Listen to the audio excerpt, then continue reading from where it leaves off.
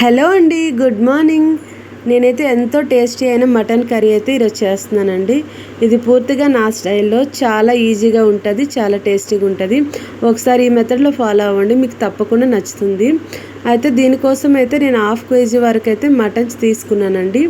ఇలా మటన్ పీసెస్ని అయితే నీట్గా కడుక్కోవాలి. ఇప్పుడైతే నేను 1 or 2 టైమ్స్ అయితే దీన్ని వాష్ చేసుకున్నాను. వాష్ చేసుకొని ఇలా ప్లేట్లోకి మొత్తం తీసుకోవాలండి. దీనిలోకి మిగతా ఇంగ్రీడియంట్స్ అయితే నేను యాడ్ చేసుకొని మ్యాగ్నేట్ అయితే చేసుకొని పెట్టుకుంటానండి. ఫస్ట్ ఇప్పుడు మటన్ తీసుకొని దీనిలో రుచికి తగ్గ సాల్ట్ అయితే యాడ్ చేసుకుంటున్నాను. తర్వాత 1.5 స్పూన్ కారం అయితే యాడ్ చేసుకుంటున్నాను. పసుపు కొద్దిగా యాడ్ చేసుకోండి. నెక్స్ట్ వచ్చేసి నేను జీలకర్ర ధనియాలు కలిసి పౌడర్ చేసుకుంటానండి ఇంటిలోనే. దాన్ని ఒక 2 స్పూన్స్ వరకు యాడ్ చేస్తున్నాను. తర్వాత చికెన్ మసాలా ఇవన్నీ వేసినాక 2 ఆనియన్స్ని అయితే స్లైసెస్గా కట్ చేసుకొని యాడ్ చేసుకోవాలి. తర్వాత ఒక 2 స్పూన్స్ వరకు ఆయిల్ అయితే ఇప్పుడు వేసుకుంటున్నానండి. వీటిని అన్నిటినీ కలిసేలాగా బాగా గట్టిగా పిసుక్కొని అయితే కలుపుకోవాలండి. ఇలా ప్రెస్ చేస్తూ బాగా కలుపుకోండి. అన్ని ఉప్పు కారాలు కూడా మటన్కి బాగా పడతాయి అన్నమాట. ఇప్పుడు దీనిలోకి నేను అల్లం వెల్లుల్లి ఫ్రెష్గా వేసుకున్నాను. 1 స్పూన్ వరకు అయితే అల్లం వెల్లుల్లి పేస్ట్ని అయితే యాడ్ చేసుకోండి. ఇప్పుడు మళ్ళీ అంతా ఒకసారి నీట్గా కలిసేలాగా కలుపుకొని పక్కన పెట్టుకోవాలి. వీలైతే 1 అవర్ లేదంటే ఒక 1/2 అవర్ ఇలా వదిలేయండి.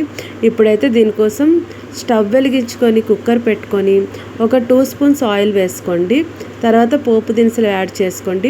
ఆయిల్ కాస్త తక్కువ వేసుకోండి. ఆల్రెడీ నేను మ్యారినేట్ చేసేటప్పుడు వేసుకున్నాను కాబట్టి తక్కువ వేసుకున్నాను.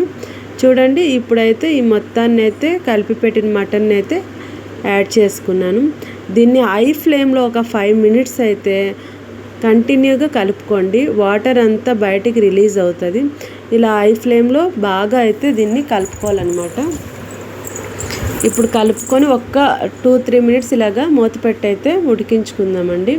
ఇప్పుడు చూడండి, మొత్తం ఆయిల్ ఎలా సపరేట్ అవుతుందో, వాటర్ అంతా వచ్చింది, ఆయిల్ కూడా ఇలా పైకి తేలినట్టుగా అవుతుంది కదండి. ఇలా ఒక 5 మినిట్స్ అయిన తర్వాత వేడి వేడి నీళ్ళు అయితే పక్కన మరిగించుకోవాలండి.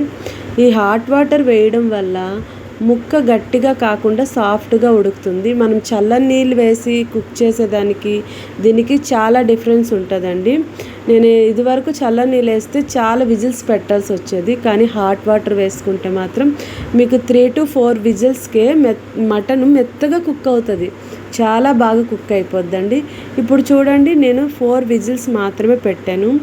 4 విజిల్స్ అయ్యాక చూడండి, మొత్తం ఆయిల్ ఎలా పైకి తేలి నీట్గా అసలు మటన్ అయితే ఉడికిపోయింది. మటన్ అయితే ఆల్మోస్ట్ ఉడికిపోయిందండి. అయితే నేను ఇదివరకు చెప్పాను కదా, మా వారైతే బెంగాల్లో పుట్టి పెరిగారండి అనేసి. అతనికి మటన్ కర్రీలో ఇలా ఆలు వేసుకుంటే చాలా ఇష్టం అండి. అందుకే నేను ఒక పెద్ద ఆలుని 4 స్లైసెస్గా కట్ చేశాను.